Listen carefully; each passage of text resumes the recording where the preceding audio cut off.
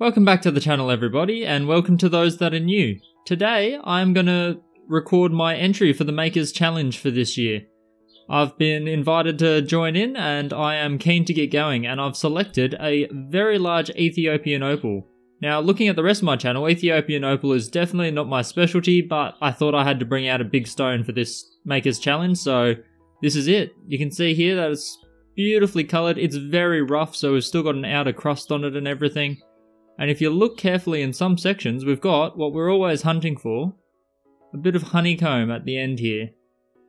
So, some beautiful patterns, a little bit of honeycomb all over the place actually, even over here. So, we'll try to get that out, get it playing with us, and hopefully we don't end up having any dramas. But yeah, let's see if we can get something out of this stone and complete the challenge. I'll have links to everyone else that's taking part in the challenge in the description as well, so feel free to check them out. There should be a playlist put together, and yeah, you'll be able to compare everyone's stones. I'm sure we'll all do something very different, and this is my little unique piece. Alright, let's jump into it. With the sintered diamond burr, I probably should have started at something much coarser, like an 80 grit, but I started off with the 600 because I'm really scared of Ethiopian opal and how fragile it is. And you can see here that there was a lot of crust with a lot of mud on it. So you just have to power through this stuff. It cuts like butter, so it's not too bad. But I will jump ahead and we will look at after this outer crust is removed, because that's when it starts getting interesting. So here it is now. I've pretty much gotten through all of that outer crust, and you can see basically it's all opal. It's either precious opal or a clear colourless crystal opal, and we just want to take back a bit of that crystal opal. So you can see here, it's quite lumpy and quite uneven at the moment because I carved right through it really quickly and really didn't consider the shape too much because we can deal with that later. Really, it's these massive inclusions, all this brown mud, we just want to get rid of that. The sintered diamonds make short work of this material. It's quite soft, it carves quite easily. So if you're just beginning and you don't want to risk cutting any Australian opal yet, maybe just start with some Ethiopian. It is very different. It's a lot softer, so you will have to adjust once you get some Australian opal, but it cuts really nicely, really easy to get the shape that you're after. And yeah, it's all round just great fun material. And you can see that even though we're not right down to the colour yet, the play is already there. It's quite an interesting piece to work on, quite distracting while you're carving, but all in all, it's really fun material, so I highly recommend Ethiopian opal just for starting out. It is cheaper, so your mistakes are a lot cheaper, and you'll be making plenty of mistakes at the start anyway. And I'm happy to help out, but the best way to learn is to do it yourself, so grab a chunk like this and go for it. You can see here I'm just trying to even out those edges. Get rid of all those lumps and any kind of little dirt sand. You can see every time I hit one that a spray of dirt comes out of it. You just want to get rid of all of that with the sintered diamonds. You don't want to leave that up to the novas. It takes way too long to get rid of anything with the nova points, even the 280. Maybe with the coarser grits than 280 you can get through it quite quickly, but the sintered diamonds, 600 grit sintered diamond cuts through it real quick. And you can see there that I'm just pointing out that I don't like that clear colourless opal end. So we are gonna have to get rid of all of that, but I'll do that off camera, so you don't have to watch the 1 hour take of me cutting through that. And yeah, I'm looking at the inclusions, seeing the color come through. I've hit some honeycomb there, so I'm really happy about that. There's this really weird inclusion up here. It's like a rust stain almost, but we'll get rid of that, or at least mostly. Alright, this turned out to be quite an interesting stone so far. So you can see here, this face of it has beautiful honeycomb, green in this direction. If I tweak it right, we'll get red as well. But it's, I've just lost it completely. There we go. So red from the other direction. Green in one direction, red from the other. Beautiful honeycomb face. Along the sides, of course, with the honeycomb, the other side is going to be the fingers or the channels running upwards. So you get more of a streak kind of look than a honeycomb, and then we go back to a little bit of honeycomb, but it seems a bit more subdued on the other side. So this is by far the best face of this stone. And if you look really carefully up towards the top edge here where my finger is, there's this clear-ish kind of section. It's almost like this honeycomb opal is an inclusion within a larger clear opal. So you can see that the colour's not quite leaping out at us yet, and I think that's because that clear cap is still over the top of the whole thing. I'm going to be really careful at this point just to take that off. Here you can see it really well. I'm going to thin that down a bit to getting closer to this black and white kind of inclusion with the opal on it. I'm going to thin it down and hopefully the colour just leaps out at us. And then that'll be the end of the sintered diamonds and we will get to polishing this. So we'll switch over to the Nova points and get to work. But yeah, first I just want to take down that clear outer layer. It's almost like encapsulating the entire thing by about 1 millimeter or 2 millimeters at the moment. So we'll get rid of that and we'll hope for a little bit of a better flash, though it is already starting to come through. I was quite happy when I saw the honeycomb pattern start to pop through in that first set of carving. And yeah, I'm hoping that it leaps out just a little bit more than it is now. Especially because I don't see a lot of it on the darker end of the stone, which is a bit disappointing. Because I think the colour, just like there, it'll leap out beautifully on the darker base. But, you know what? The only way we can find out is to keep on going, so let's get to it. So, carving part 2. We're just taking back a lot of that clear opal because it seems to be like a thin film over the top of the colour, and we want that colour more vibrant and really popping out. So we start off once again with the 600 grit sintered diamond just to cut any material away. I hate using the Novas to cut material, they're much more expensive and actually have a lifetime, whereas these will last me probably more than my entire life. I've been using them for years now and they have not shown any signs of wear, and in fact they probably cut better on this material than they do on Australian opal, especially the 600 grit. The 600 grit works kind of like what a higher grit does on Australian opal, like my 240 cuts similar on Australian because this is so soft. Such soft material, really gentle on any of your tools.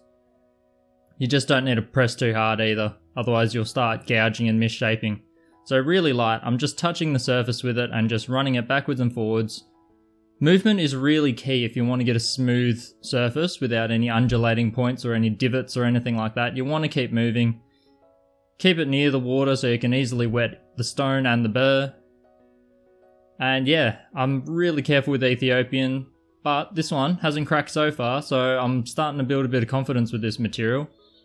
I've worked on some dodgier stuff in the past, but this stone and the last couple stones that I've cut have been incredibly good. But yeah, I'm interested in trying to get some colour onto that black, and you can see here the honeycomb's really starting to shine now. So I was quite happy with the shape, quite happy with the cut, and now I'm just going through and this is the beginning of the polishing. So we're just getting rid of all the sintered diamond grooves, all the sintered diamond cuts. You should see more of a foggy finish after the 280 grit Nova, rather than the sintered diamond where you can see visible scratches and cuts from the diamonds in it. This is much more forgiving even though it's a 280 grit and the sintered diamond's a 600 grit. The soft points cut so much more gently. So definitely go to the 280 grit after a 600 sintered.